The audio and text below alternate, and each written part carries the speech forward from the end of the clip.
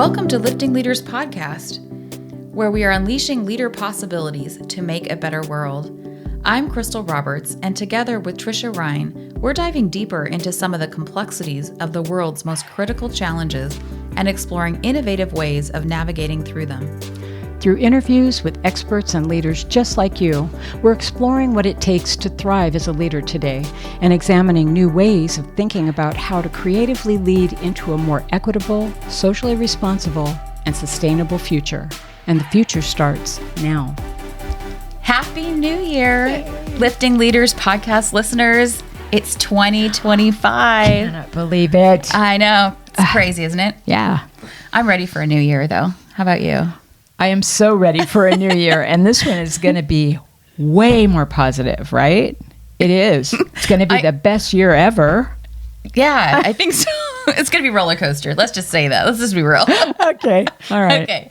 So welcome back, listeners. We hope you had a wonderful couple of weeks. Trisha and I had a great winter break. Yes, we did. Yeah. But we're back. And we're back. And we're really excited to be back. And we're kicking off a year focused on leaders thriving. We call it Leaders Thrive in 25. Yay! And more about that in an upcoming episode, because we want to get right to introducing our amazing guests today. We are so happy to have you here. They are helping us to kick off Leaders Thrive in 25 the right way. Welcome Lindsay, Molly, and Miriam. And we are missing Miriam, and we're giving her our best wishes. Yes. So we are with Lindsay and Molly. Welcome to the Lifting Leaders Podcast. So glad that you're here. Happy New Year. Happy New Year. We're all going to thrive in 25. I love it. Good. That's a good way to start the year, for Yes. sure. Yes. And we're so glad you're here to help us get started on the right foot. You're our inaugural group. Yes.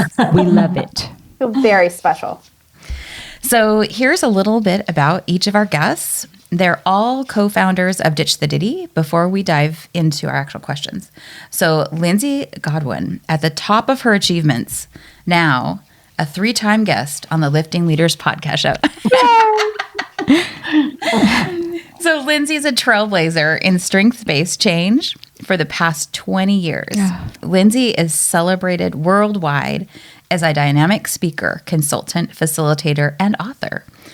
Holding the Robert P. Stiller Endowed Chair of Management at Champlain College, she also spearheads the David L. Cooper Ryder Center for Appreciative Inquiry. Holding a master's degree in conflict resolution from George Mason University and a PhD in organizational behavior from Case Western Reserve University, Lindsay's impact spans far beyond academia. She has collaborated with global entities like the UN, the Red Cross, Ben & Jerry's, Imagine Nepal, and the city of Tampa, among others. Known for her captivating talks, which we so have been a part of, I love it, and award-winning articles like Earthshot OD, Lindsay's latest book, How Do You Love a Question?, inspires inquiry and positive change in hearts of all ages. And if that sparks your own curiosity, we have an episode, if you look back at past episodes, with Lindsay talking about her book and How Do You Love a Question? What an inspirational episode, too. I would tell you that I have friends who have gone out and purchased the book based on that. So you did a beautiful job. I'm going to be giving it out to all of my clients from now on. It's such a great book. It really is. It's not just a kid's book. It's not just a kid's book. All good kids' books are not just kids' books. That's right. Yeah. That's right. Now let's talk about Molly McGuigan. With 25 plus years working with organizations of all shapes and sizes, Molly is seasoned at helping steer organizations down the windy path of strategy creation, purpose clarification, and transformative change. Armed with an MBA from Case Western Reserve University, she brings a robust blend of theoretical knowledge and practical insights to her work. A leading expert in the strength-based change methodologies of appreciative inquiry, Molly knows how to help organizations crack the code on how to engage their most valuable resource, their people. Her ability to create practical solutions that help clients address their unique challenges with sustained results has made her a globally sought-after consultant. And our third person who is not with us today, but we want to honor her because she is also one of the co-founders of Ditch the Ditty, is Miriam Novotny. With 18 plus years of leadership and operational savvy under her belt, Miriam knows how to inspire transformative change in individuals and organizations alike. With deep expertise from the fields of executive coaching and positive organizational development, she is gifted at crafting workshops and coaching spaces that inspire personal growth. Her professional background spans a variety of strategic leadership roles, managing organizational complexities and forging key partnerships across diverse stakeholders. A proud alumna of the Weatherhead School of Management, Case Western Reserve University, she holds a master's in positive organizational development and certifications in emotional intelligence, coaching, immunity to change facilitation, and appreciative inquiry.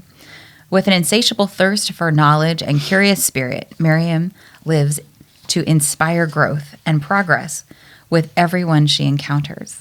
Wow. Lovely. So lovely. So welcome, Lindsay and Molly. Trisha, anything that you wanted to add before we jump in? I just want to welcome you. I'm so excited that we're going to have this conversation. I have recently learned about the book and had a chance to read the little sample that you have on your site, and oh my goodness, I can't wait to pick it up. So this is going to be fun. We're so glad you're here. Yes. And the book is dropping the day after this podcast, I think, right? January 7th? Right, January 7th. Yeah. Yeah. Awesome. Yay. So we're going to start off with the question that we always start off with. Tell us your story. I'm going to kick that off and then pass to my beautiful, wonderful colleague, Molly. Thank you again for having us on and for your enthusiasm for the book. We are so tickled to be here as we continue our Ditching Ditty journey with hopefully listeners and readers around the world. But just briefly, and thank you for again honoring sharing the space of our bios, and for listeners that have had the opportunity to connect with me on other episodes, you know that my professional journey really has been, I like to call it a winding path of curiosity. is sort of the overarching arc. I've really always just been fascinated by what makes people and organizations tick, what really sort of inspires us both individually and collectively. Whether that's teams, organizations, communities, cities, to sort of collectively grow, collaborate, and change for the better. As yes, my my bio sort of alludes to, my curiosity has led me to explore a variety of different things, from psychology and sociology, that master's degree in conflict resolution. I was curious, and then of course learned that I actually don't like conflict, apparently. So we study like what we need to learn, right? Most of the human race. And so ultimately, yes, I landed at Case Western Reserve University in their doctoral program for organizational behavior. It's a renowned program, one of the top in the world for organizational behavior.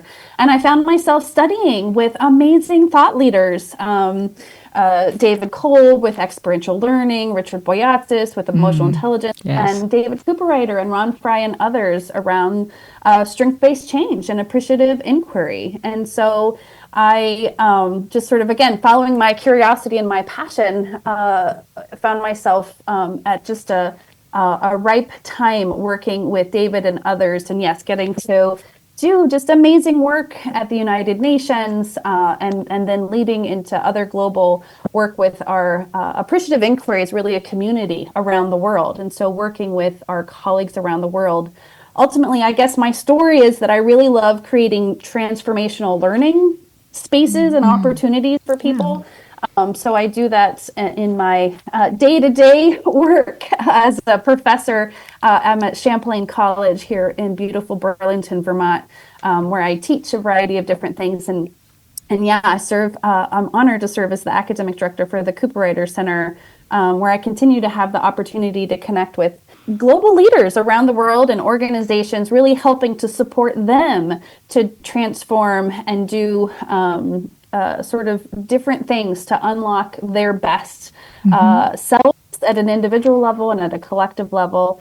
And so I guess, again, that thread of my story continues to be that I really am driven by the belief that when we focus on what we want more of, what we want to appreciate or grow, right? What we appreciates that we really can create the space for extraordinary possibilities. I love the word possibility and like to think of myself as a possibilitizer, whether that is in the classroom with my undergrads or facilitating, or dare I say, we can ask my teenage children, maybe from time to time, they think that I help to support their possibilities too. But really, this is one of the wonderful projects that I had the opportunity to work and collaborate on, is the beginning of our Ditch story that Molly's going to get into as well. But that was one of the projects through the center. We were working on a global initiative. It was a multi-year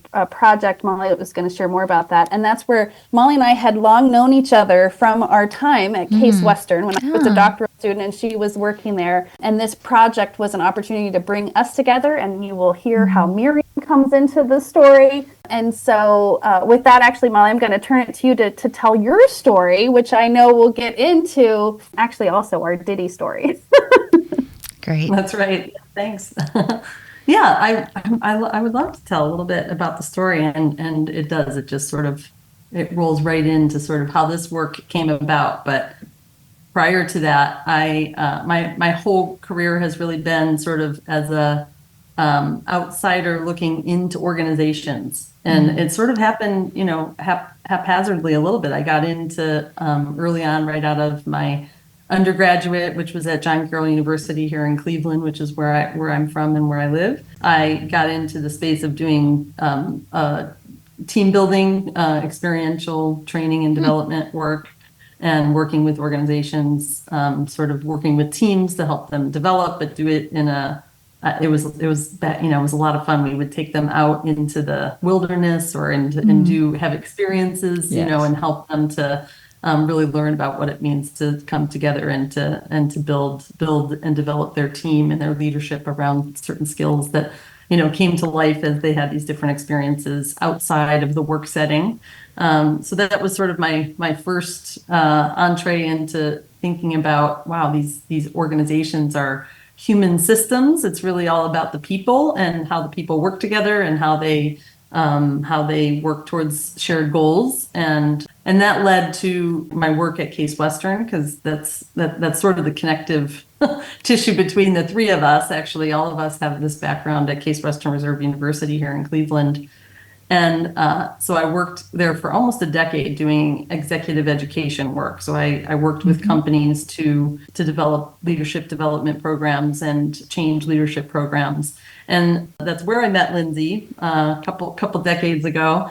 And like Lindsay, had the opportunity to work with just a tremendous group of faculty who were working in all these different disciplines around organizational behavior and leadership development, and had the opportunity to both learn from them through getting my MBA while I was there, but also working with them on these actual client projects that were really phenomenal. Sort of some of the first organizational summits that we hear about in appreciative inquiry are things like with Roadway Express and with Fairmont Minerals, and like some of these sort of landmark cases that we worked on. And I had the privilege of working on some of those projects with Professor Cooper Ryder and Professor Fry. So it was just a really exciting time, and I was trying to sort of then figure out, well, what is the additional work that I want to do, and I decided that it was the time to really just kind of branch off on my own and do this work as a practitioner. So I have always had one foot in academia and one foot in the corporate or organizational world. And I've continued that over the last 15 years, working with organizations in a lot of different capacities, literally from doing executive coaching, working with individual leaders, still continuing to work with teams and groups like, boards and leadership teams. And then probably the area that I'm most passionate about is working with organizations in more of like a system capacity of moving a whole organization towards a new initiative, a new product, some sort of a strategic opportunity. I love using the appreciative inquiry summit methodology to help an organization move towards that, and have led and developed numerous summits to do that. But that leads to the project that Lindsay already referenced, which was the World Positive Education Accelerator. And I was asked by Lindsay and Dr. David Cooperrider to come on and lead that project back in 2017 or so. And so they asked me to come on and sort of spearhead that project. It was a summit that was bringing together people to work on the topic of positive education. And it became sort of a worldwide summit that brought together 800 people from 30 different countries. And we came together for 3-4 days to work on this important topic of how do we expand positive education globally and really bring what we know about the principles of positive psychology into the educational realm. And so Lindsay and I worked on that project extensily together for a couple of years. And that's actually where we met Miriam as well. She was on the steering committee because she has background in, she was at the time an executive director of a educational center. And so she was part of the steering committee for that group. And that is where the original Ditty story actually came about. That is where it all happened. Yeah, I'll tell you a little bit more about that. We were, as I mentioned, sort of working on this for a couple of years. It was a couple of years in the making for us to actually, bring this large group of people together and work on the development of the summit, and many, many different pieces, parts, and lots of work and nuanced work to really sort of develop that. And we were backstage getting people ready to go up on stage to as keynote speakers, as facilitators. And one gentleman came backstage and was about ready to be mic'd up to go up and speak to the group. And he turned to me, knowing that I was one of the leaders of this whole conference, and he handed me a bag of his personal items, and he said, "Here, hold this. It has my life in it." And Lindsay and I were standing backstage together. We were the only two women that were backstage. The rest of the folks that were back there happened to be men. And so he handed this to me, knowing full well that I literally was holding many of the other pieces of the conference that were going on. I mean, making sure that things were happening. And with that, Lindsay actually picked up her phone and snapped a picture of me holding the bag.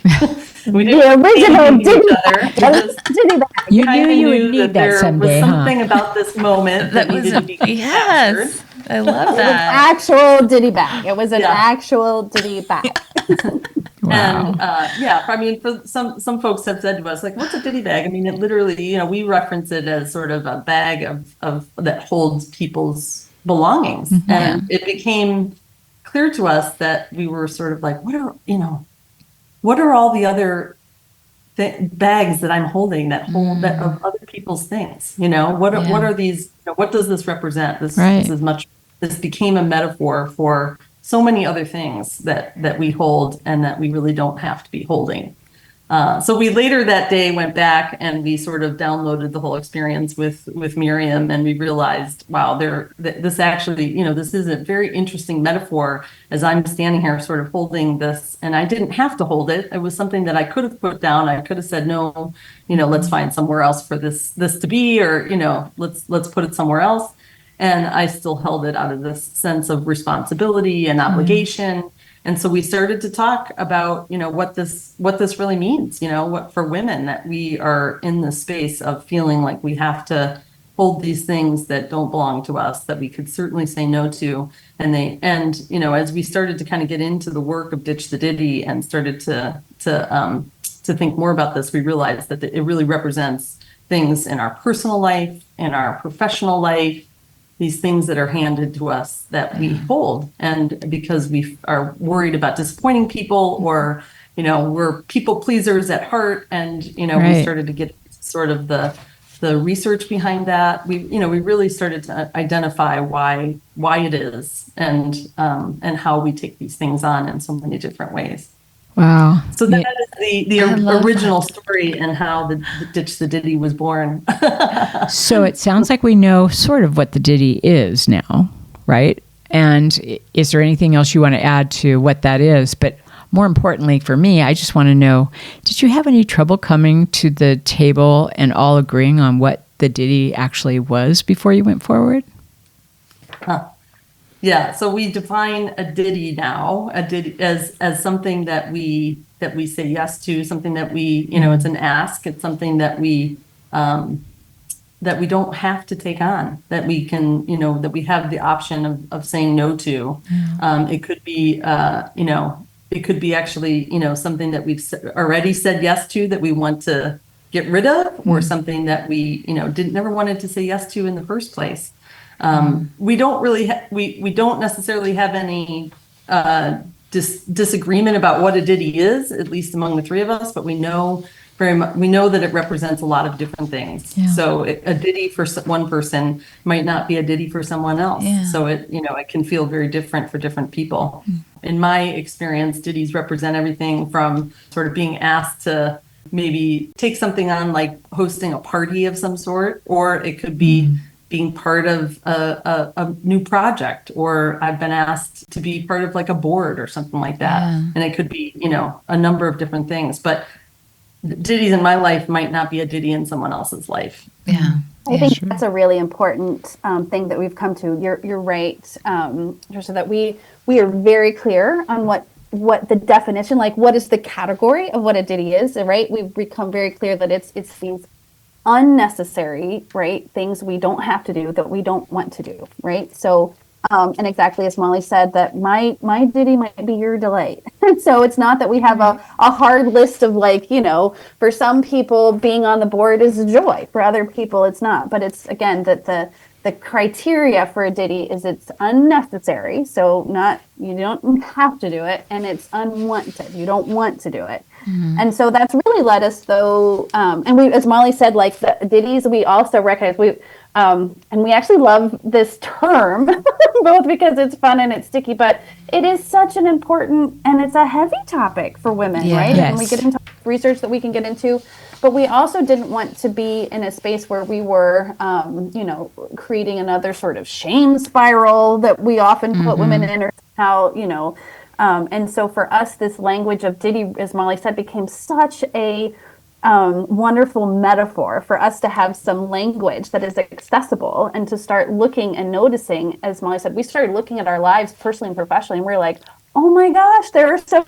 many ditties that I have, or I have accepted, or sometimes I give other people. And ditties, we talk in the book too of ditties coming in all kinds of different disguises, is one of the chapters, right? So we talk about ditties can be wrapped up. And again, it's not, a ditty is such an individual thing, as Molly said, is what it is, but it's still unnecessary, unwanted. Yes. Yeah. And so we talk about disguises that ditties come wrapped up in, like the Caped Crusader is my kryptonite disguise, where it's like, people come knocking on your door and you're like, you're the only one who can do this and save us.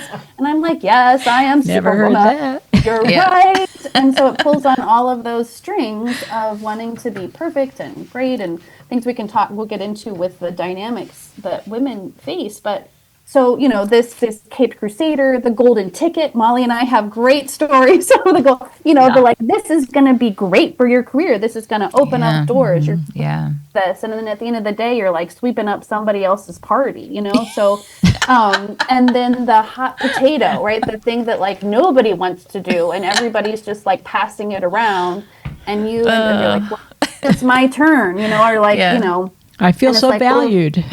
Feel so valued, and right, exactly. I guess I'll do it, or I drew the short stick. Somebody has to do it, so you have to do it. And at the end of the day, we talk in the book about, if nobody wants to do it, maybe we should revisit the whole thing in general. Yeah. And even sometimes ditties come as like veiled threats, right? Like something horrible is going to happen, right? Like the apocalyptic movie, like if you don't do this, like the whole organization's going to fall apart or something horrible. So ditties, we're very clear of what they are, these unnecessary, unwanted tasks, but they can come wrapped in lots of different ways. Yeah. And for us, it became really important too, that it's not just about what we're saying no to, that really a lot of it's, how do we get clarity of not just no, but clarity around our yes, right? And so we actually started realizing, again, not once we start talking about these, like everything, like is like, oh, everything's a ditty. Yeah.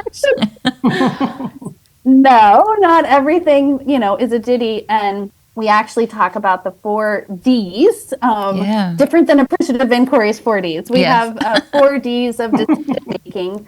Molly, do you want to talk about the 4 Ds? Because I just shared some about the disguises. So so just to give you sort of the fleshing out of like, yes, very clear on we want to ditch those ditties and there's other things in our lives. Do you want to share that, Molly?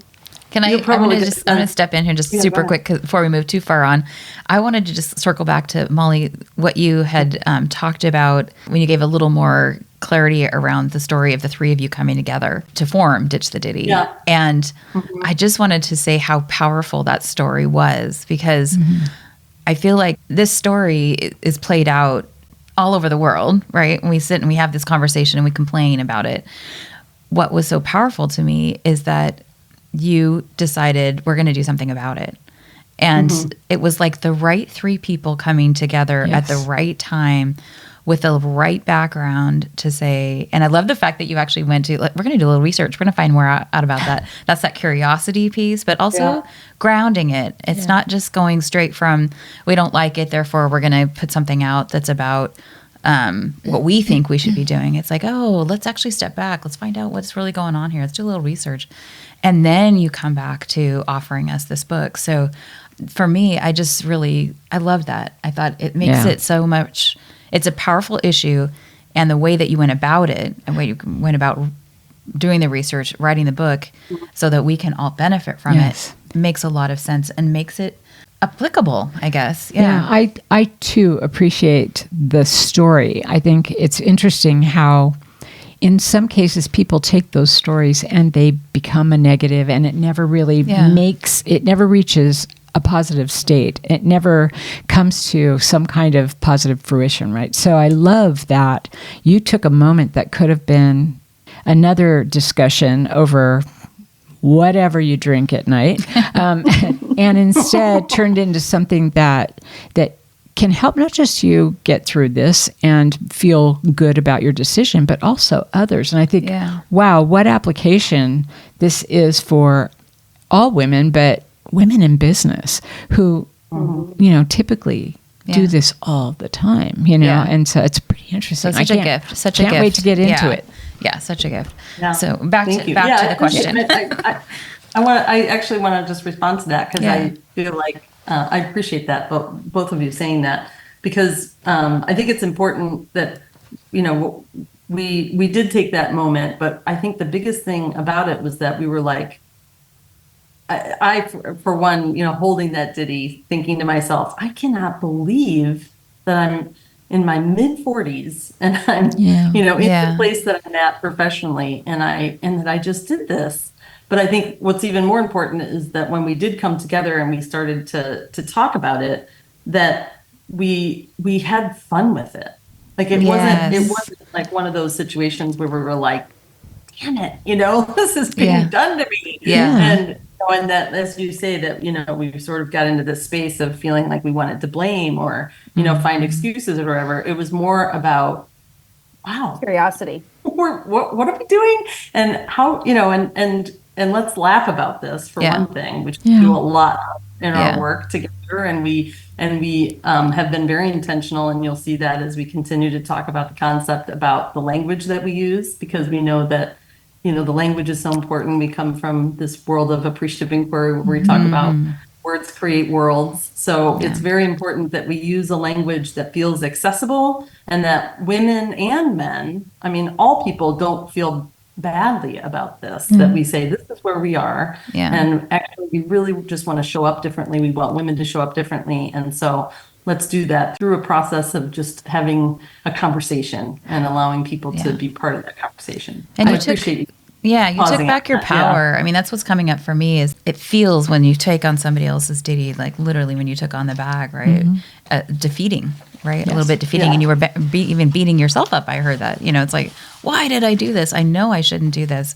And how it made you feel. And you took back your power. I love it. And I like that. And I also think for me, what resonated was that you chose something. You made a choice. You could have had the choice to be the victim of all this, right? And hold that victim space.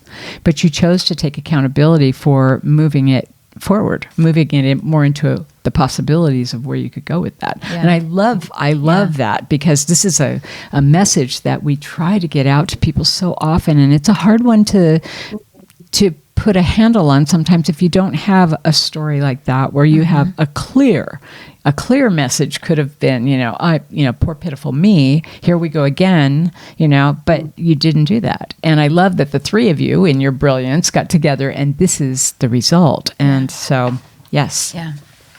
That first night was a long night of laughter and tears, wasn't it, Molly? Where we sharing that story, and exactly what you said for us, and I love you said sort of the sparking. You're right, from our own academic background, from our own professional background and stuff, that we really did come at this place of curiosity. Why, right? Why do we do this? Where is it coming from? And exactly that, as Molly said, how might we show up different? Because at the end of the day, I'm not going to, Molly's not going to be able to change the behavior necessarily of this person that handed it to her, or future people that hand her stuff, but I can change how I show up. Yeah.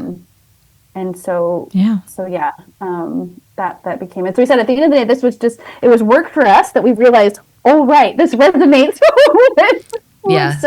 with women. And you're right, we dove into interviewing women, diving into the research and all of the data behind it. And then as Molly will share some of how we started putting our own spin to make sense of this. So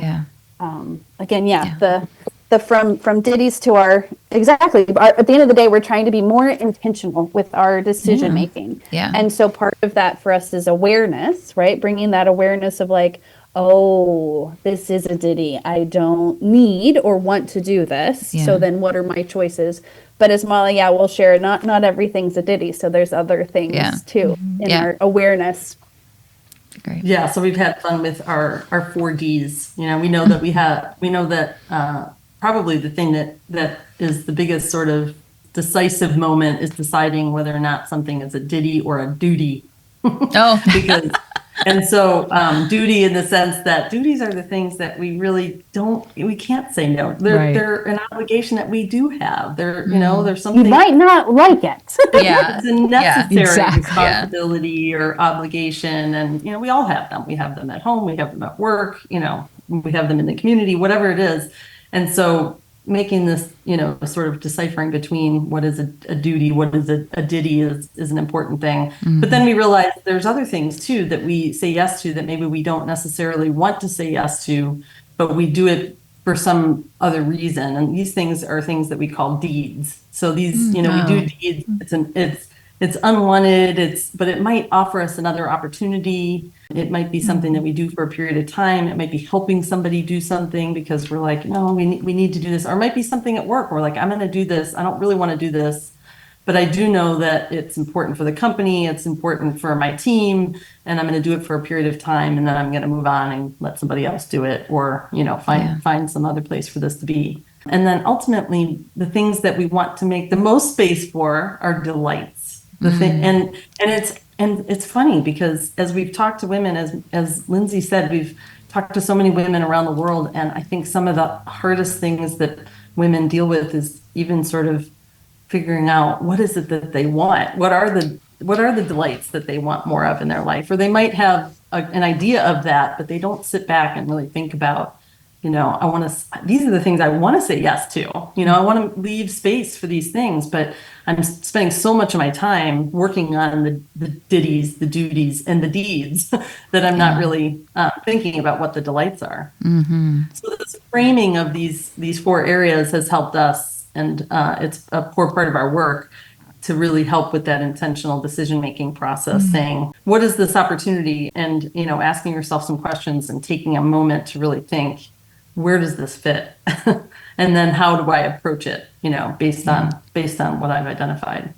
Yeah, great. So looking back at a bit of the origin, why do you think this is important now?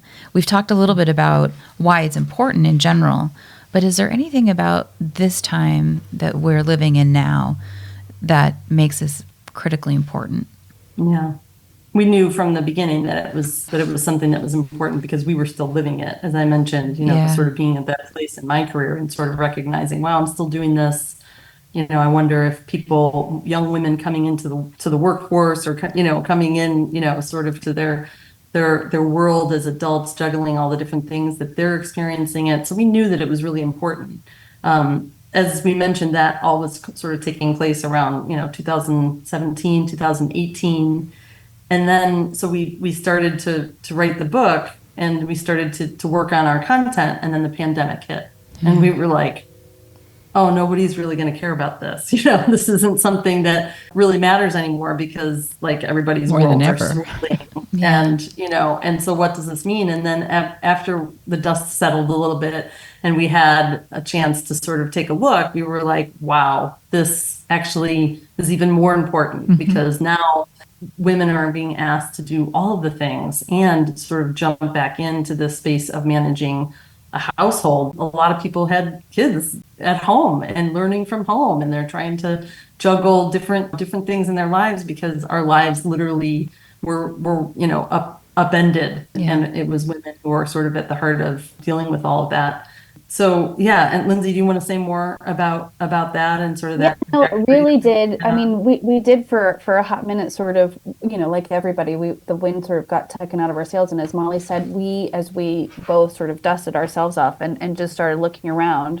I mean, you saw it too, right? The headlines were just filled with the sort of, we had drawn back this curtain of sort of the imbalance again that was always there, but there was this now exacerbated data and recognition and conversation happening about the emotional and unpaid labor of women, right? And this the mandates of hybrid working, back to working, all of the different things, and just the gender disparities that there's so much data around that was really sort of all of a sudden people were talking about that in a much louder way, both after and even current and coming back from now as people are trying to figure out what are back to work plans, what are hybrid work plans, and all of the things, as Molly said, especially the disproportionate balance and impact that has, especially on working mothers. But it's not just mothers, it's not just people. I mean, it's so many women also are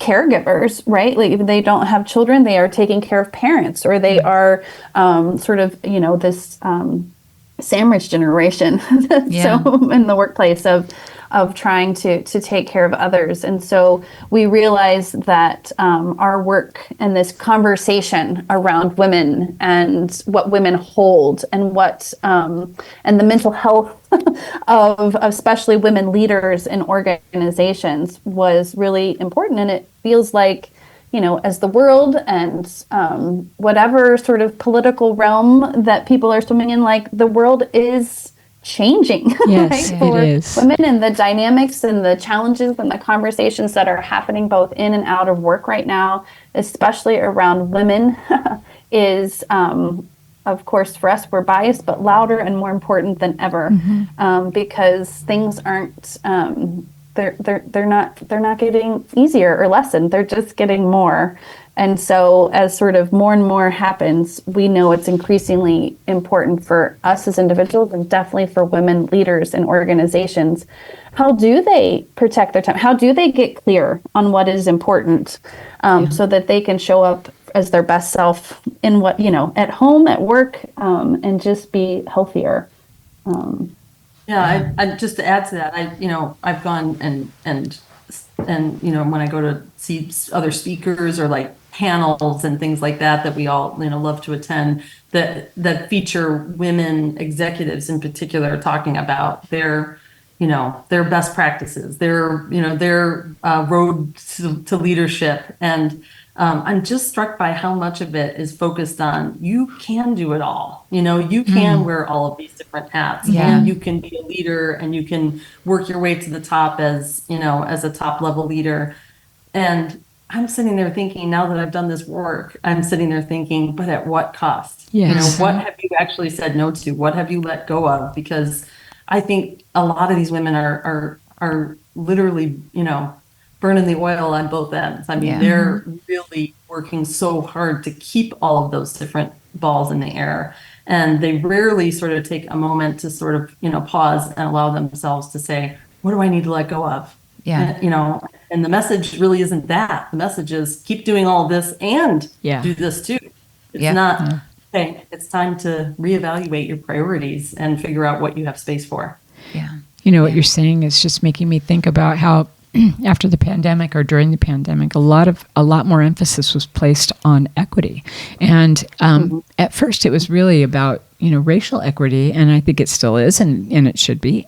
And I think for the first time I noticed a little more emphasis on gender equity. And I think that, what you're talking about here that's what it says to me, or that's what it's speaking to me. And I think it's great that at this time we're talking about it, because that's something you have to ease into almost. It's not something you can just, plop down and say, okay, here, from now on, this is where we go. We have to actually, get people on board. And I think this is it sounds like what this is all about, is really starting to get people to think about, ask those questions. Ask the question of yourself, stand in front of the mirror and say, have I always wanted this, or have I never wanted this and I just did it? That kind of thing. So, yeah.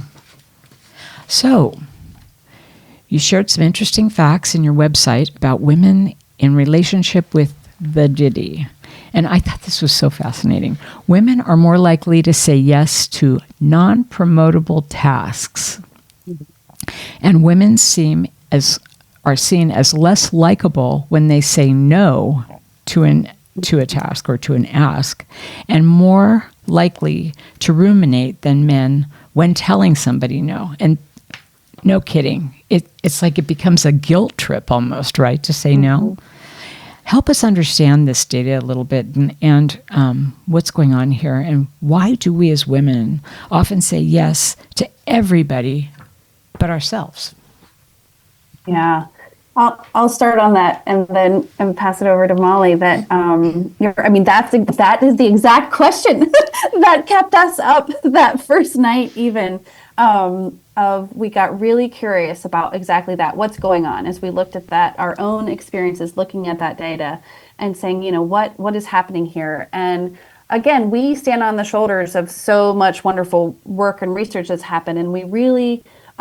First sort of point to the wonderful work around the recognition that women and men both, right, experience this, what's called sort of differentiated gender socialization, like growing up from the very, from our very sort of even now pre-birth, right? We're having gender reveal parties of like, it's blue, it's pink, right? And thinking about how we should think about and dress, name, treat, everything from a newborn, of course, all the way through our life. So we start off sort of in the world, right from the get-go, getting different messages, men and women, getting different messages about what, how you should act, how you should be valued, like what brings value. Barbie and G.I. Joe.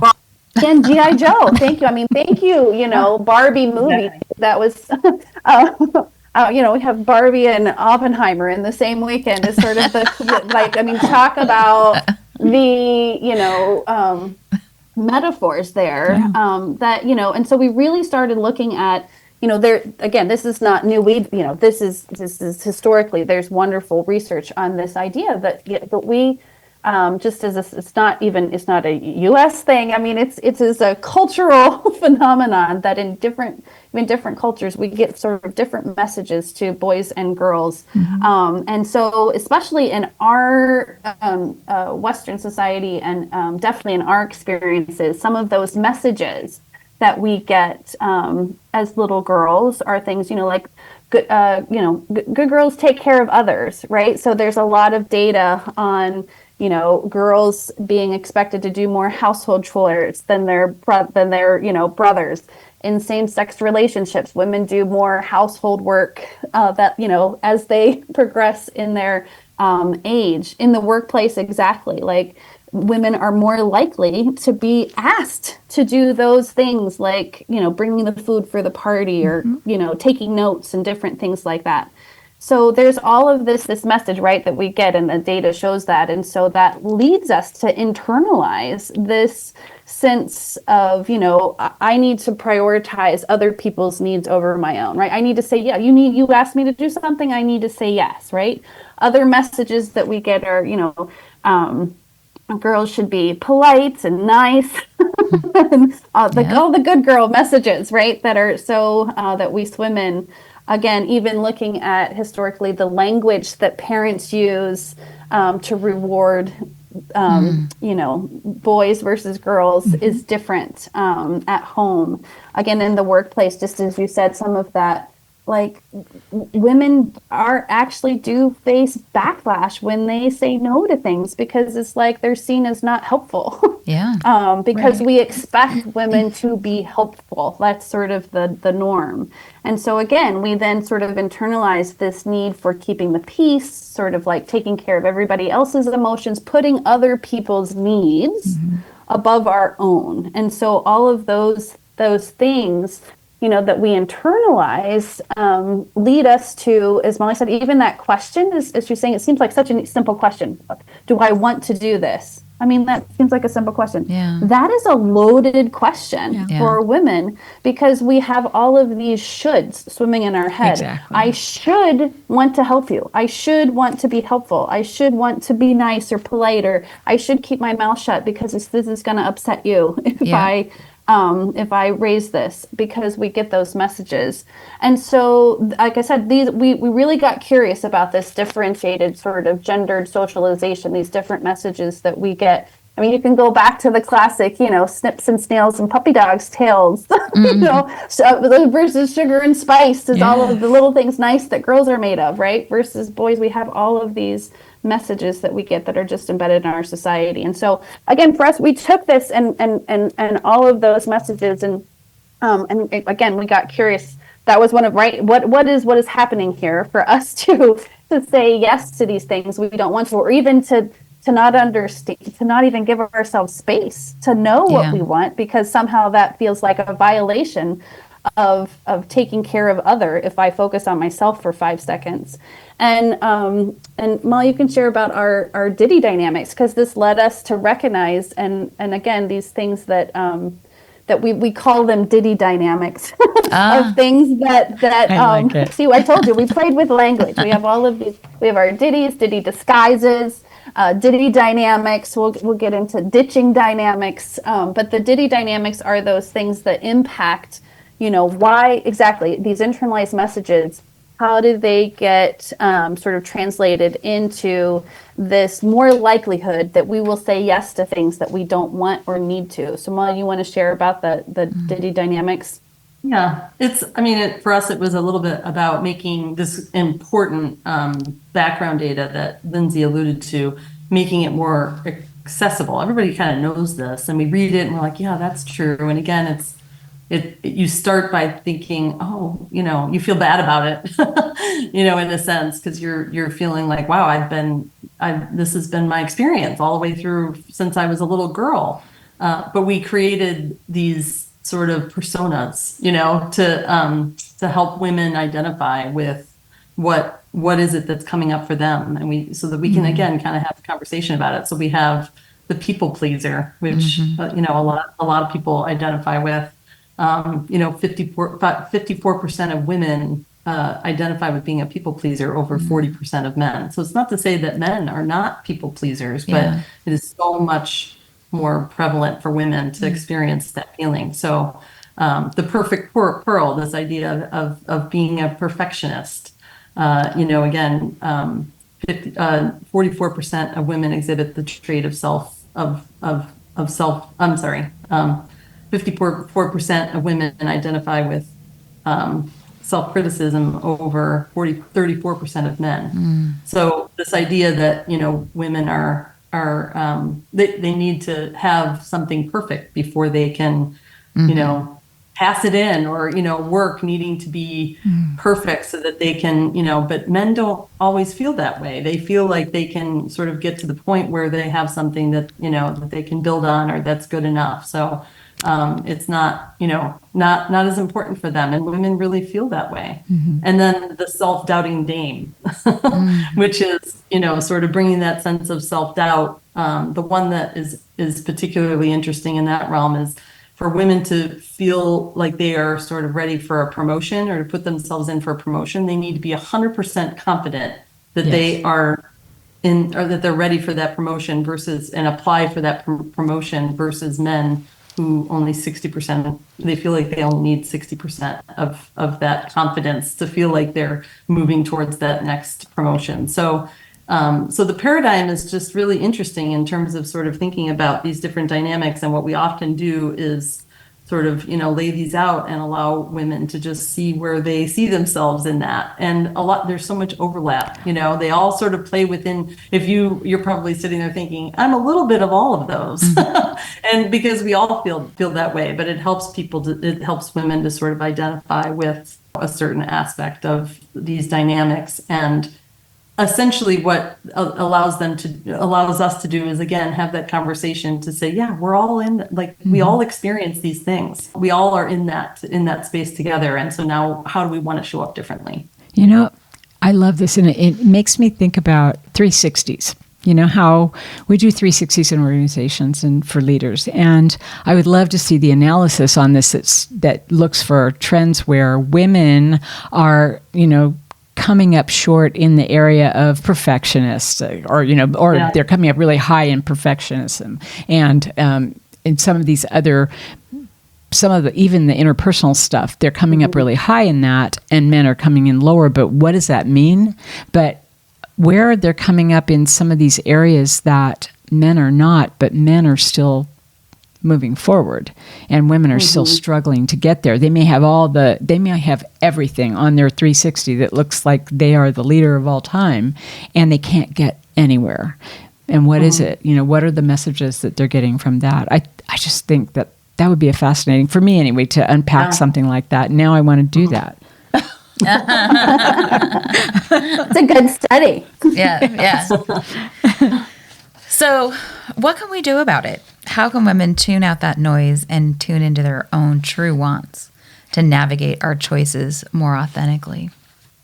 That's a question we hold every day, isn't it? And exactly, that's where we went with our own work, and definitely that became for us so important in the book. And we go into this with different strategies, because we realized it's like, for us, the first and foremost, it is this awareness, as Molly said, right? So what do we first do?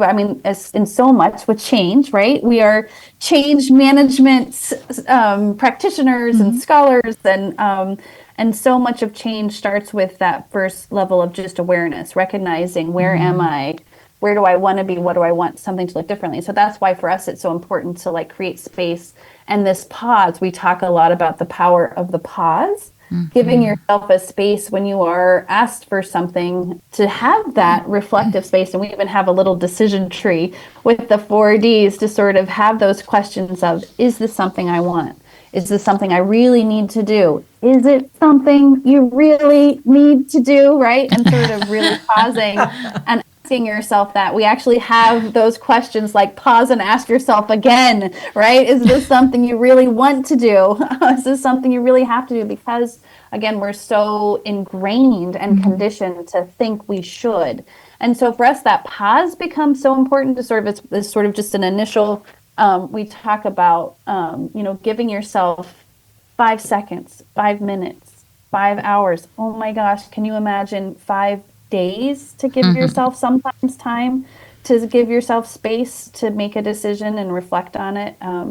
We talk about trying on our answers, sometimes sort of living with a yes, living with a no, like you're trying on a coat to see how does it feel in your body? Then we know and start listening to our intuitive self that you say yes to something and immediately you get that pit in your stomach, what it's going to be. So before you actually respond, try it on. Imagine you're saying yes. Imagine you're writing the email. And for us, a big thing that we've became for us too is this idea of how if that first question is this something I want to do, right? How do we as you said, turn down that noise and tune in to what we want authentically? I have to get really clear about what do I want. And so it's not just that pause. We talk about, we have a framework we called learning your ABCDEs. We have reconnecting with your ABCDEs, and we talk about we call them our essentials. How do you get back in touch and really let yourself sort of unpack and recognize what are the essentials in your life, not just the things you like, but things that are essential to you. And our ABCDEs stand for A's are achievements, right? What are those impacts that you want to be remembered for, right? The legacy work that we want to have, whether that's professionally, personally, in our community. So achievements, getting really clear about that. The B stands for belongings. We recognize material possessions are a part of our life, right? What are those material possessions, though, that are most important to you, that you value for either extrinsic or intrinsic reasons, right? What kind of house is important for you? What kind of, sort of it gets into lifestyle and different things, because it helps you also then get into what is enough, right? When we think about what the essential belongings that matter to us. The C, our ABC, the C is for characteristics. What are those characteristics? What do I want others to think about me? How do I want to show up, right? How do I want other people to describe me and to talk about me? The D is for darlings. These are for the other people, right? Who are the people in our lives that are most dear to us, or that we want to consider when we're making decisions, right? So, there are essential people. And again, that can be personal or professional. As I'm making this, what is the impact going to be on them as I do this, whether it's time I take away from them or other things. And then ultimately the E, right? The ABCDEs is experiences, right? What are the experiences, the activities we want to engage in that brings us joy? Where do we actually like spending our time? And we have a variety of different sort of questions and things that have helped us get clarity around that. But for us, that's become this framework, and we collectively, again, refer to them as our essentials, getting really clear about sort of at the end of the day, literally at the end of the day, at the end of our career, at the end of our life, right? What are those things that are going to be most essential to us, and sort of using that as a compass for us when we're making decisions.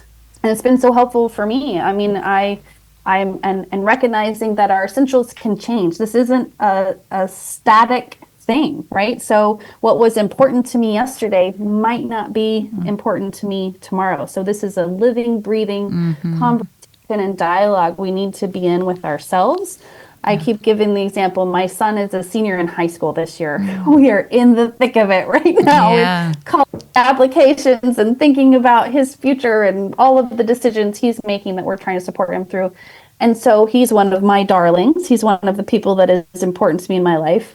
And so that has led me to be really clear and say no to some different opportunities and different things, because I am prioritizing time with him right now, right? Yes. So I recognize that it's become easier for me to say, no, I can't do that because I'm doing this, or I'm, committed over here. And so the more that you can give yourself that clarity of these kind of things, the easier it is, as you said, to sort of we're always going to have that noise. That noise is just getting louder. That's part of why we think this work is important. That noise is just getting louder. Yeah. There's not getting rid of the noise. It's how can you create for yourself the clarity within that noise to know I want to go left or right. I want to say yes or no.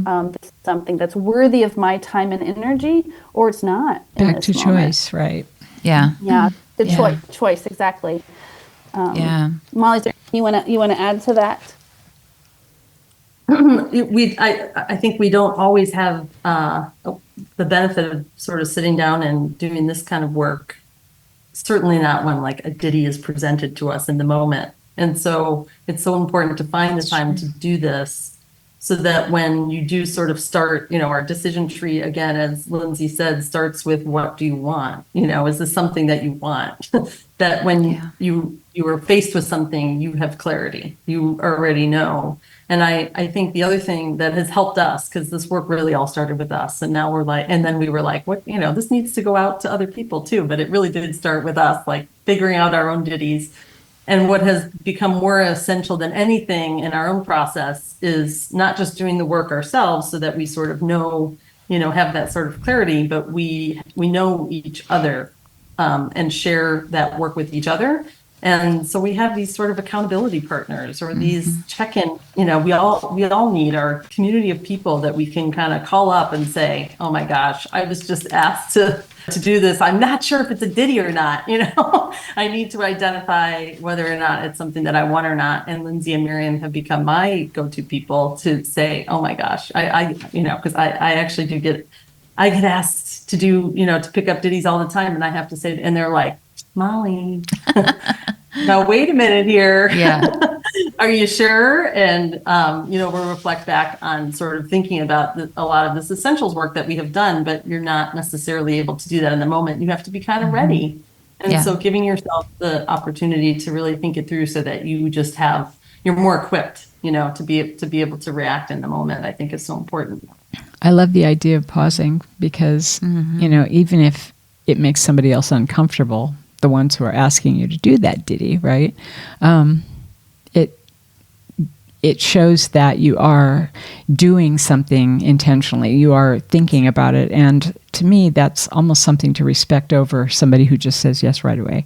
I would respect that you took the time to think about it. And if you say no, then you must have a reason. And then there's a conversation, right? So, I like that. I think one of the things that oftentimes gets in the way also of people, and we've kind of been talking about this, but is the fact that there is oftentimes a negative consequence to ditch the ditty, right? To say no, right? To change your behavior, maybe even be saying yes to different things, and how that does impact, especially your darlings, as you call them. A big piece of this, I love the fact that you have an accountability partner model, because it's a tough road to go, and to be able to have to sit with the discomfort that happens when we're doing something new.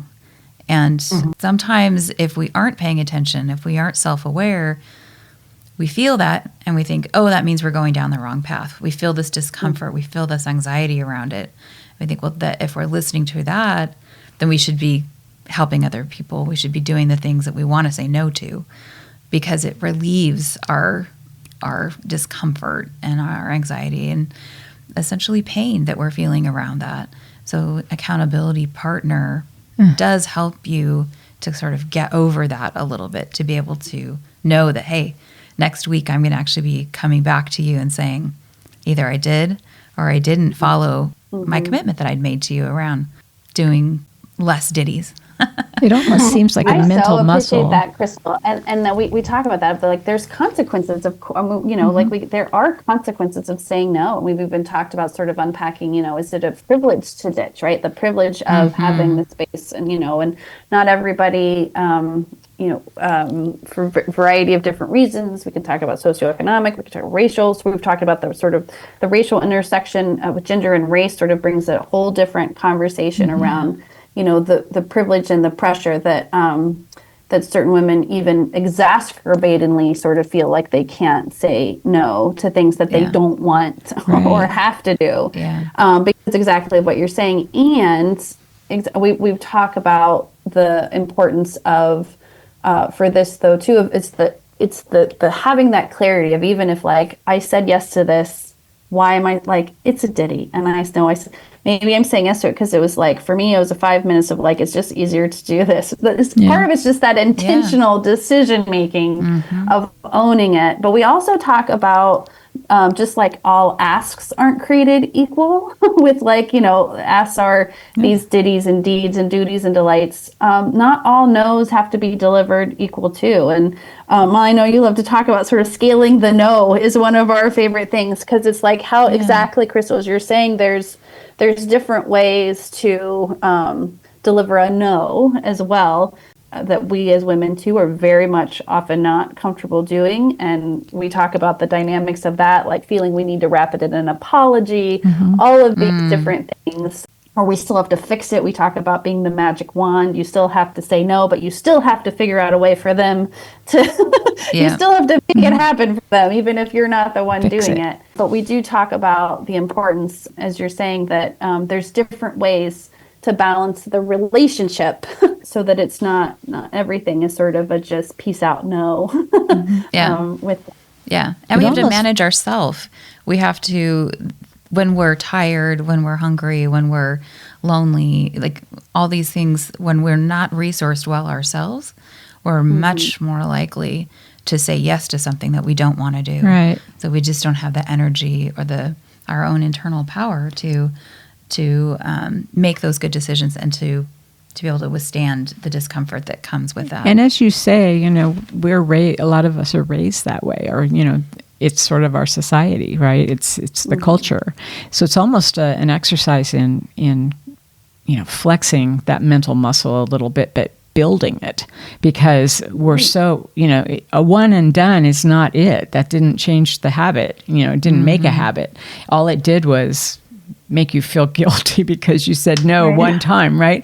So how do you do that? And that's where that habit is. That's exactly it. It's part of this is like recognizing that this is like our habitual response to something. How do we interrupt that? And you're right. We talk about, exactly how do we exercise those muscles that are just unused, and that's why that's why you're sore. It's because you haven't been using them. Yes. So it is. You're exactly right. We talk about sort of it's interrupting that habitual yes, so that we can get clear. And sometimes it's even saying no after you've said yes. That's we've tricky done that, right? Sometimes that's the pitching things we don't want, but sometimes it's also, you've committed to things or you've said things and we can unpack all of the feelings in that, right? When we come back and have to be like, you know what? I actually, I'm going to change my mind, or circumstances have changed and all of that. But, no's and yeses aren't lifetime commitments necessarily. Yeah. So, well, you both sort of alluded to this a little bit, in terms of like you deliver that no, but then what happens after that? And there is sometimes like this sense of guilt, but it reminds me a little bit of, we share a lot of stories in the book of our own personal experiences. It reminds me of a story that I had of sort of saying no to a project and not because it really felt like a ditty. And then having a week go by where the person didn't respond to me. And I was ruminating, talk about rumination around all the different reasons why that person didn't respond to me, So you deliver that no, and then it's like, what are the mental messages that happen afterward around that? And I was thinking, they're mad, they don't think that all the different things that, sort of I went down this rabbit hole, and it turned out that they had like this family emergency that, brought them away from work. And all the stories in our heads, right? It wasn't even about me. It wasn't even a thing, but we go down this whole rabbit hole of sort of telling ourselves a whole different, a lot of different reasons. We're sabotaging ourselves is what we're doing. Yeah, exactly. So it's not just how you deliver the no, it's then what do you do afterwards? So it is, as Lindsay said, it's developing that muscle and developing the clarity and then developing the muscle. And it doesn't just happen overnight. It's a journey. Yeah.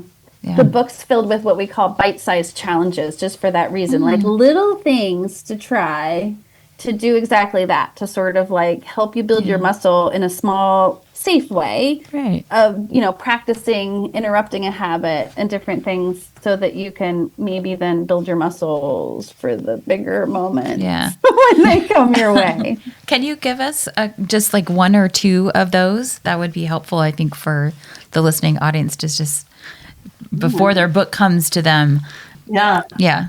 Yeah. Well, one in particular that we love is trying on your yes and no. So when you have something that comes to you, an ask that comes to you, and it is along this idea of sort of having the opportunity to take that pause. It's spending however much time you can. If you have 24 hours, spending 24 hours really sort of embracing what no feels like. If I were to say no to this, like sometimes it is just almost like a gut feeling of just saying no to this feel like the right thing. Is this, play that out? What happens as a result of saying no? And then spend 24 hours really trying on your yes. What does it feel like? What does it, look like if you were to say yes to this?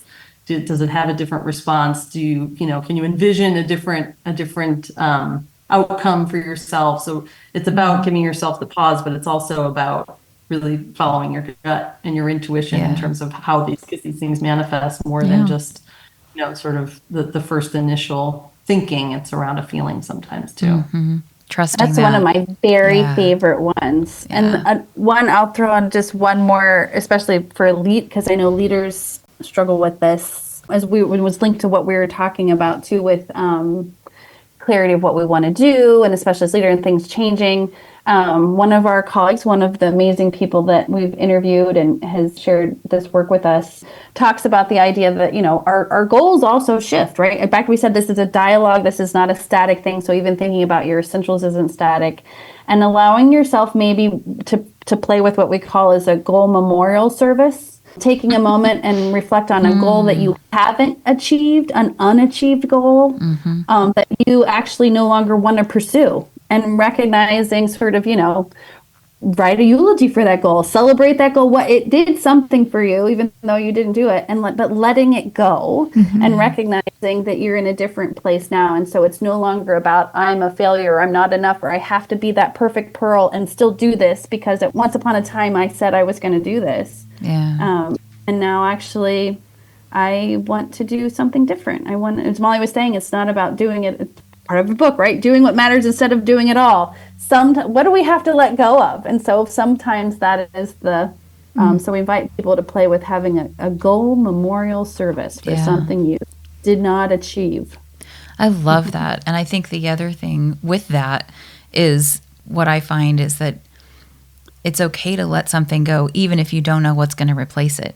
And that can be a scary place, but to really be intentional about leaving that space, to say, I need some space, and then I'm going to open it up to the universe, to what comes to me that will fill that space. And inevitably, it's something really cool that you probably didn't even think about. And so I love that practice as well. Yeah. Yeah. Yeah. So I'm thinking that we have unpacked a lot of this book, and we want people to buy the book. Right? We want to be in dialogue. Mostly because we want to be in dialogue. We just want to make sure that we are not quoting page 15. Yeah. So that they know what to expect on page 15. No. So we could talk, I know, for another hour on this book, and we're so excited for it to come out. And who knows, maybe we'll actually even have you come back later after the book has come out. You can give us an update on how it's going. But we're going to actually transition now to our hope questions, which is some research that we're doing. And Tricia can talk about that. Important to us. We are doing research on hope, and we have some aspirations around that, but we won't go into that right now. But we are so interested in your responses to these questions. So, first question is, ready? Where do you see signs of hope in the world today? The first thing that comes to mind for me is in younger people, in the younger generation, the folks, especially I think about the generation that's sort of just getting out of college right now, maybe, in their early 20s, mid 20s. I have nieces and nephews that fall into this category, and having conversations with them when at times at the place that I'm in, it feels like there's so much in despair. I have conversations with them, and it makes me very hopeful because I feel like they are thinking about their placement in the world in a different way than I know my generation did, and the generations I think that came before me. They're thinking about it in terms of I think they think about it much more holistically, and they think about the environment in a different way. I think they think about the political landscape in a different way. And they're really talking about this idea of intentionality. I feel like they're being very intentional about the choices that they're making, especially at that stage in their lives, about how they want to show up, about the work that they want to do, about the life that they want to live, where they want to live, what kind of work-life balance they want to have. Yeah. People talk about sort of generational things happening in organizations, but I actually feel very hopeful that the younger generation, and I'm inspired by the fact that the younger generation is pausing and sort of, questioning the way that we've always done it, and sort of breaking this idea of the status quo and thinking, I think I want it to look different for me. So that gives me a tremendous amount of hope, because I feel like they're asking the right questions and they're thinking about it. I think not necessarily, I mean, we could look at it as sort of, being a little selfish, but I think that's okay. Because they're really thinking about, wow, there's a lot going on in the world. What kind of world do I want to be part of, and where do I want to put my talents, towards that, in a way that I feel is much, much, more deeply connected to their sense of self in that world than at least I felt that that I had when I was their age. So I think that's the biggest thing for me. Thanks, Molly. How about you, Lindsay? Where do you see signs of hope in the world? Listen, we were reflecting on this question too with our dear colleague Miriam, who's not with us today, and she was sharing something that actually so resonated with my own answer. So I both want to sort of channel her and bring it into my answer that I was always saying, of course, that the world feels overwhelming in so many different ways, environmentally, politically, social justice issues just around the world. And what gives me hope is where I see people who are sort of asking this question of how can I show up? And there's sort of almost, I don't want to say a letting go of sort of the global, because that's not it. There's awareness of the global.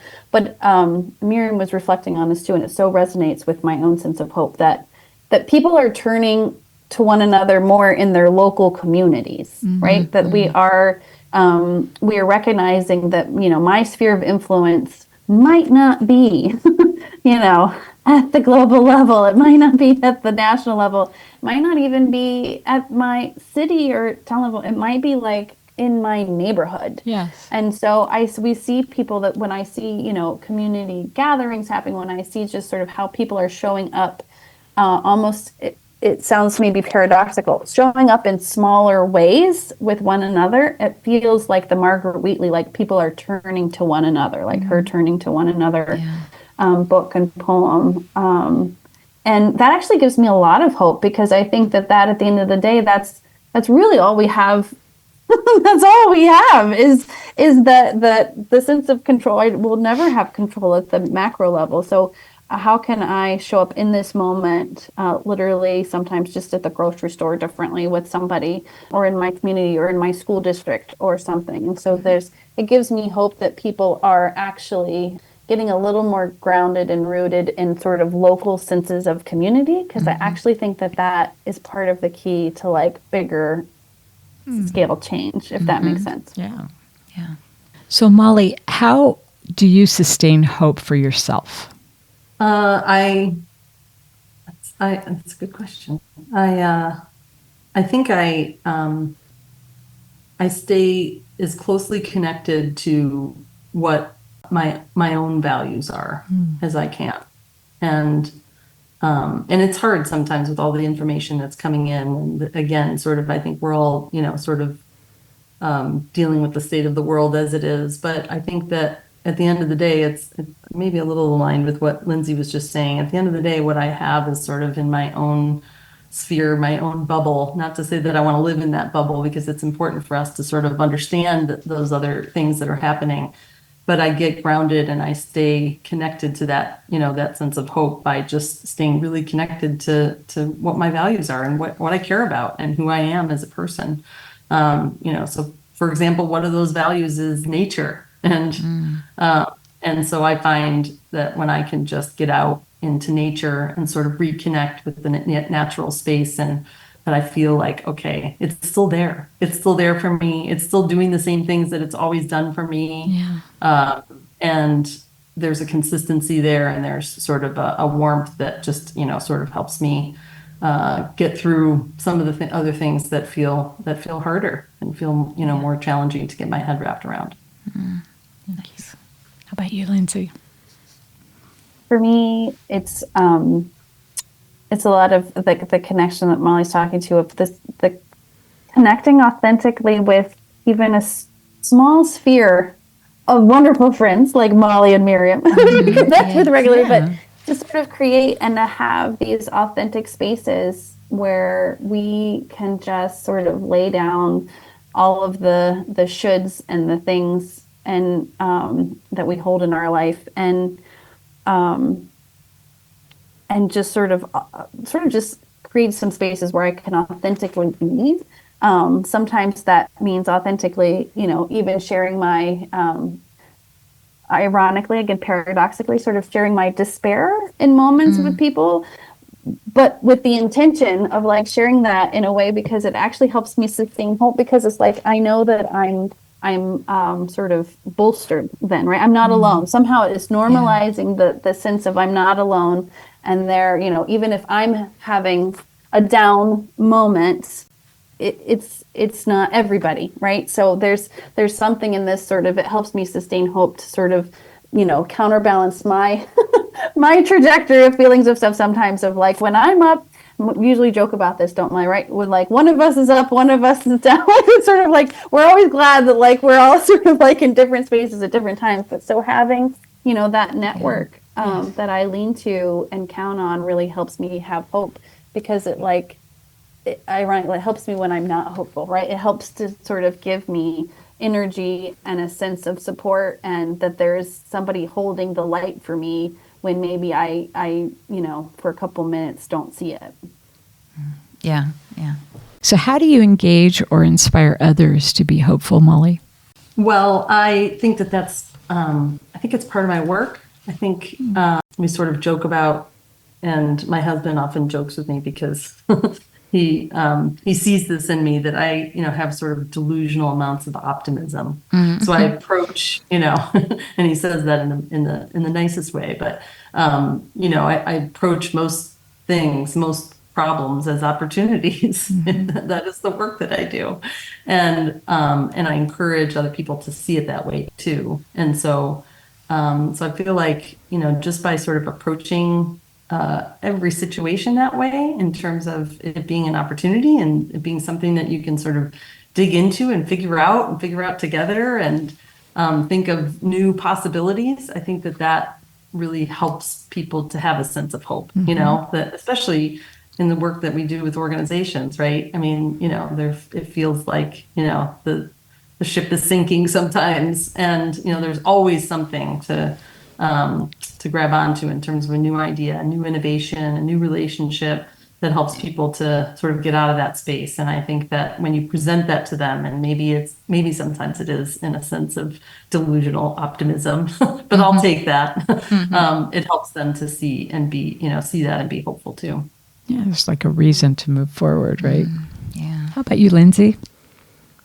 Yeah, for me, it's, as Melissa said, it's so embedded in the work that I do from like appreciative inquiry and strength-based perspective of just like trying with everything I do, whether that is teaching, writing, consulting, to sort of invite people into that space of possibility. That, things, the way things are today isn't how it has to look tomorrow.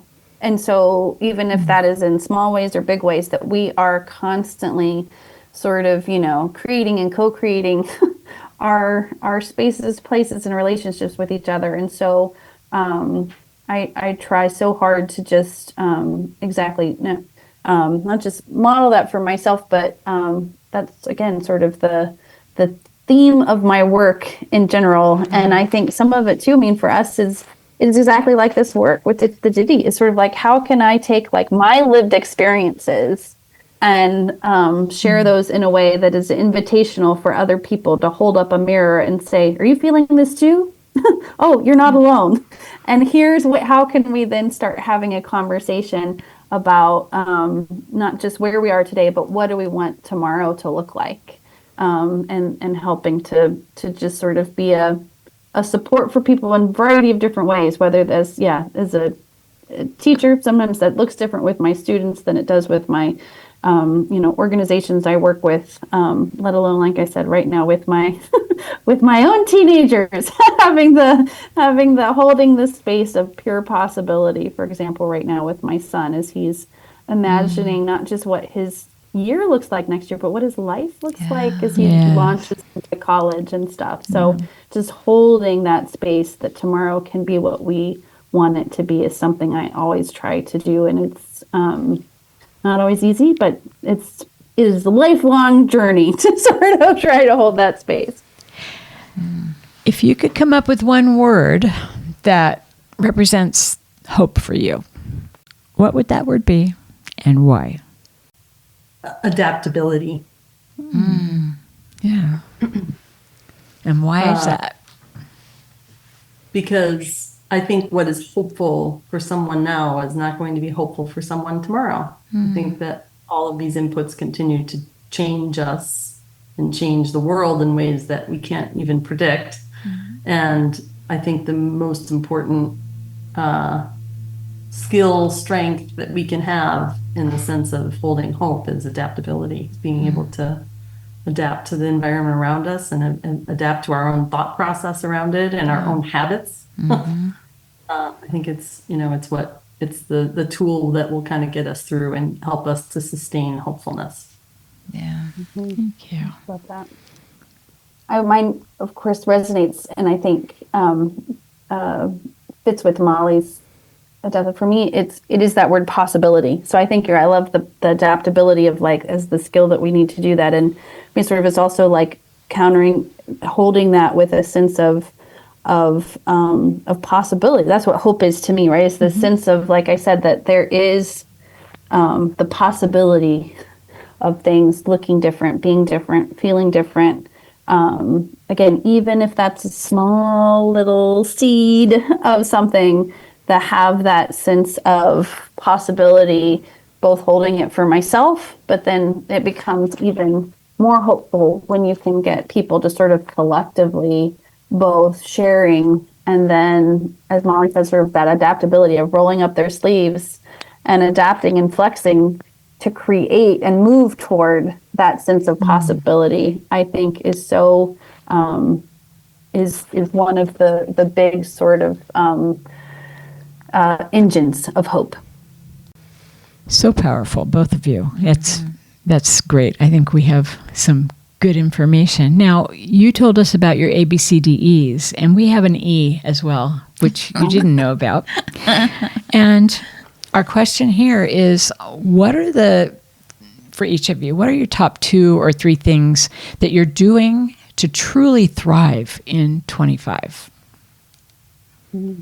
Love that. I think for me, I am really focusing on, it's the work that we're doing, right? Of letting go of the things that are really not serving me anymore, and it does come down to sort of this idea of ditties, but I do think that, and it could be a small case ditty or a uppercase ditty. And in some cases it is the little things, but sometimes it's some of the bigger things. Like I think about even the idea that sometimes we have to renegotiate in our minds the idea of what success looks like, and what achievement looks like. I'm very achievement oriented and I'm very goal oriented. And so I think 2025 for me, in terms of really sort of starting my focus and, of being focused on the idea of thriving, is about really letting go of those things that are just not serving me, not lighting me up anymore, but I'm doing them just because I feel like I need to continue down that path. So it could even be sort of traditions coming off of being around, the holiday season or whatever. There's these things even in our personal lives that we hold on to, that we feel like, oh my gosh, we have to check all these boxes and do all these things. I feel it in particular around sort of things that I feel like I should do with my son, who's 12. And this idea that, oh no, we should do this. We have to do this because it's important to him. And, I'm really starting to question myself and just make sure, is it because I'm doing it for him, or is it because I'm doing it because he really care that much? At every level, you'll be doing this now, What's that? At every level, you're going to be doing this from now on. It's like, with your son and Yeah, right. Exactly. Yeah. Is this really, what's the why? What's the reason behind it? And just getting really clear about that. Yeah. Thank you. So I think that's 2025 is really going to be about, looking deeply and asking myself some of those important questions about why things are important. Yeah. Thank you. How about you, Lindsay? How are you going to For sure, I like Molly and Miriam and all of us, hopefully out there reading this book, I'm on the ditty ditching journey. Exactly. That is part of my 2025 it's again, our tagline of the doing what matters instead of doing it all. And for me, that really for this next year, getting more sort of self-reflective on my value, and the idea of my really looking for holding myself the intrinsic value and not always the extrinsic sort of valuing of me that I have long looked for in my career, sort of as one of the internal big ditties that I'm working on saying goodbye to. Ditching is this sense of sort of, as Molly said, that what is enough, right? Valuing, knowing my value and what I bring to things, but also not looking for external validation of my value and worth. And so really working on, again, that clarity that we talked of to sort of help me thrive so that I'm not continually chasing the people pleasing and the doing and the stuff for others so that I feel valuable, but that I really know, I'm enough just waking up in the morning, and everything else is, cherry on top of the cake. Right. And so really that's one big thing. And another thing for me in 2025 is, and this is a big piece of our ditty work too, is laughter. That is a huge way I've decided we're getting through anything. And so I'm so joyful. And that's part of our work with Ditch the Ditty, is bringing sort of a lightness, as we said, to a very heavy conversation. But for me, laughter it really is the best medicine. So a lot of it is holding myself more lightly, looking at, these situations that I find myself in, to all the way to, looking at the things that are happening at the world and not laughing at them, but how do I find moments of humor? How can I bring more laughter into my day and work? Because again, even we know psychologically, right, and neurologically that the more that we're in a positive affective space, the more that we're going to be able to face those challenges that we are all navigating. And so it's a heavy, heavy world. And I am really, one of the ways I want to thrive is to find a little more lightness in what feels like a really heavy time. I think as you both do what you say you're going to do this year, what points of reference you are providing for other people who may not be quite as brave yet to take those steps, but you have given them a roadmap, and you're showing them. You're showing by example. I love it. Just love it. Yeah.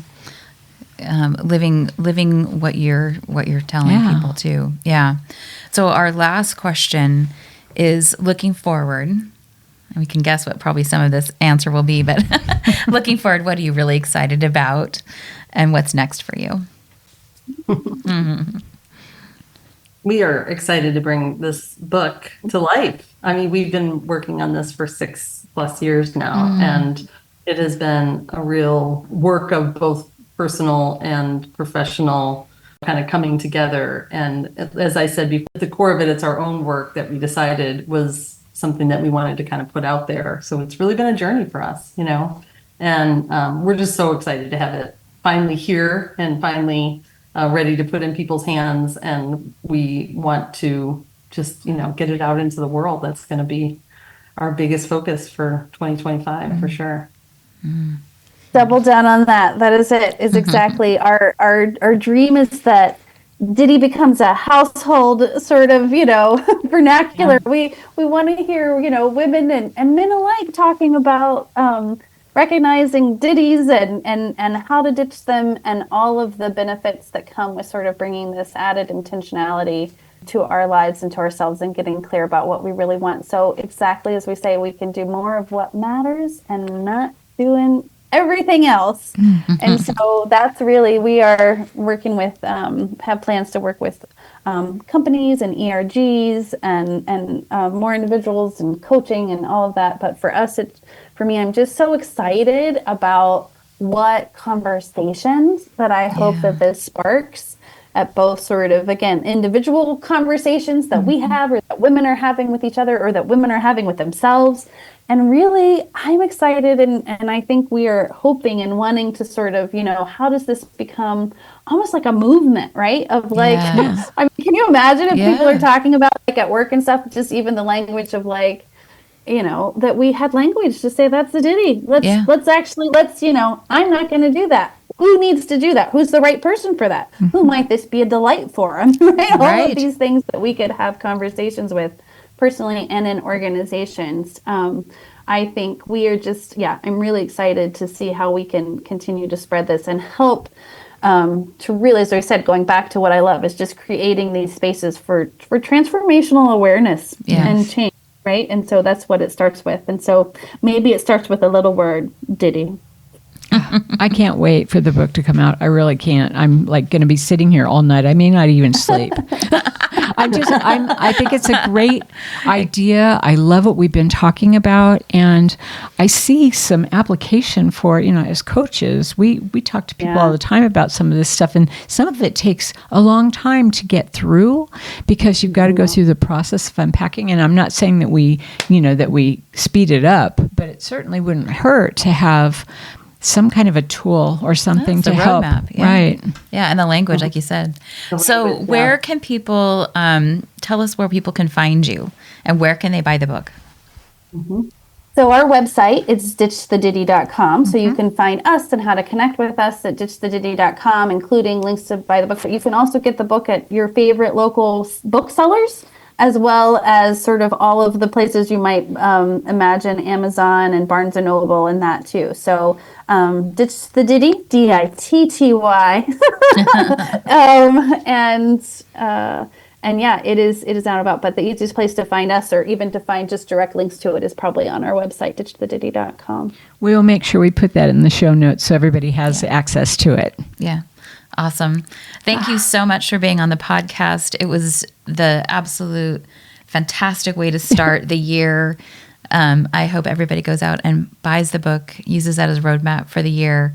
I know we will, and we'll be talking about it throughout the year. Love the energy. Can't wait to use this tool and can't wait to be talking about it throughout the year. I think it's going to be kind of a fun topic. We've talked about, certain other authors over time when we've liked something they've done. But this is to me, this is a game changer. I love it. And it's fun. Looking forward to it. Yeah. Thanks so much. Take care. That was fantastic. It really was. What a great start to the year. Yes. Oh my gosh. I mean, I have all this energy now. I want to go out and like ditch my ditties. I'm seriously going to be walking myself through that book and really looking at what can I get rid of? Yeah. Well, and we've talked so many times about how important self-work is. And this is like a wonderful roadmap to do some self-work in a little bit different way. And to me, a very potentially positive way to, really take more control of who you are and what you do, right? Yeah. It's lovely. Yeah. Lovely. We may be coming back to our listeners with the, once we've walked through this book a little bit and share what are the ditties that we're ditching. Yes, absolutely. I think that would be fun. Maybe our listeners can be our accountability partners. I love that idea. That's a challenge. Yeah. The other thing that came up for me in this episode was really thinking about when she was talking about doing the right work, doing the right things.